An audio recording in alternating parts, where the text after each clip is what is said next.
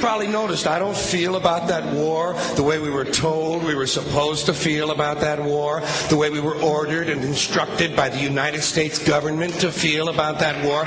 You see, I tell you, my mind doesn't work that way. I got this real moron thing I do. It's called thinking. And I'm not a very good American because I like to form my own opinions. I don't just roll over when I'm told to. Sad to say, most Americans just roll over on command. Not me.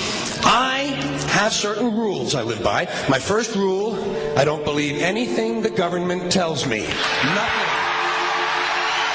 Zero. Nope.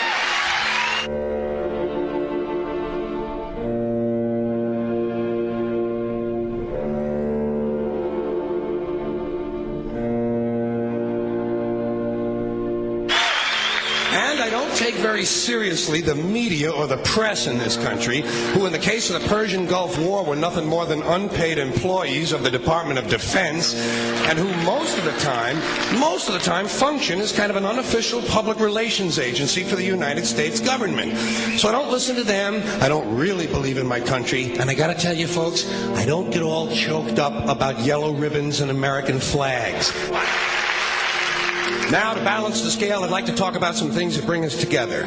Things that point out our similarities instead of our differences. Because that's all you ever hear about in this country is our differences. That's all the media and the politicians are ever talking about, the things that separate us, things that make us different from one another. That's the way the ruling class operates in any society. They try to divide the rest of the people. They keep the lower and the middle classes fighting with each other so that they, the rich, can run off with all the fucking money. Fairly simple thing happens to work. You know, anything different, that's what they're going to talk about. Race, religion, ethnic and national background, jobs, income, education, social status, sexuality, anything you can do, keep us fighting with each other so that they can keep going to the bank. You know how I describe the economic and social classes in this country? The upper class keeps all of the money, pays none of the taxes. The middle class pays all of the taxes, does all of the work. The poor are there just to scare the shit out of the middle class. Keep them showing up at those jobs. Politicians know that word. They use it on you. Politicians have traditionally hidden behind three things: the flag, the Bible, and children. No child left behind. No child left behind. Oh, really? Well, it wasn't long ago you were talking about giving kids a head start. Head start, left behind? Someone's losing fucking ground here. But there's a reason. There's a reason. There's a reason for this.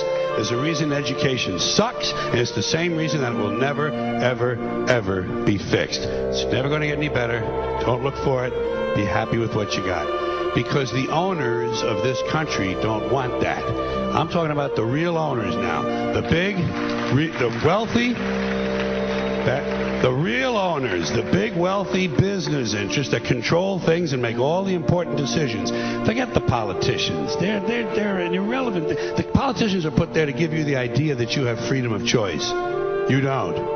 You have no choice. You have owners. They own you. They own everything. They own all the important land. They own and control the corporations. They've long since bought and paid for the Senate, the Congress, the state houses, the city halls. They got the judges in their back pockets, and they own all the big all the big media companies. So they control just about all of the news and information you get to hear. They got you by the balls.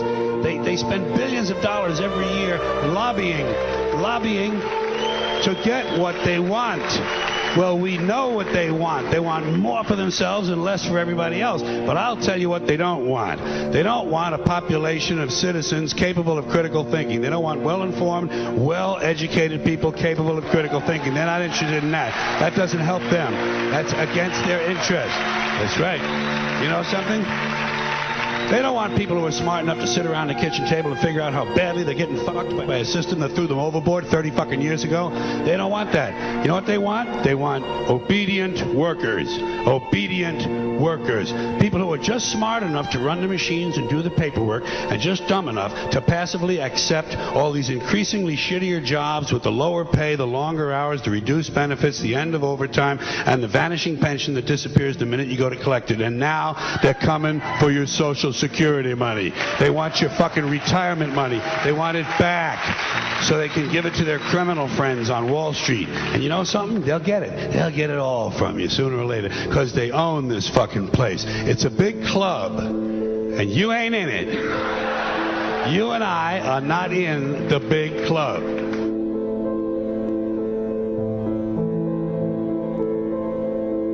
The greatest form of control is where you think you're free when you're being fundamentally manipulated and dictated to. One form of dictatorship is being in a prison cell and you can see the bars and touch them. The other one is sitting in a prison cell but you can't see the bar, you think you're free. What the human race is suffering from is mass hypnosis. We are being hypnotized by people like this. Newsreaders, politicians, teachers, lecturers. We are in a country and in a world that is being run by unbelievably sick people. The chasm between what we're told is going on and what is really going on is absolutely enormous. The greatest hypnotist on planet Earth is a oblong box in the corner of the room. It is constantly telling us what to believe is real. Historically, the control and manipulation of political opinion has been the Freemasons' main weapon in gaining control of countries and states. Once in control of the rulers and politicians of a country, laws and political structures could be changed in accordance with their agenda. However, since restricting the body does not necessarily mean restricting the mind, the Freemason recognizes that their plan for a global government hinges completely on subduing the masses to their agenda, and thus eliminating opposition to their cause. And the greatest threat to their plan, posing more danger than any army or law, is the threat of a free-thinking mind. In order to eliminate this threat and to achieve their objective, the Masons have set about the boldest plan ever devised: the complete control of every aspect of human life, your life. And the weapons they are using against you are in your very homes, entertaining you and your children, and gradually indoctrinating you without you even realizing.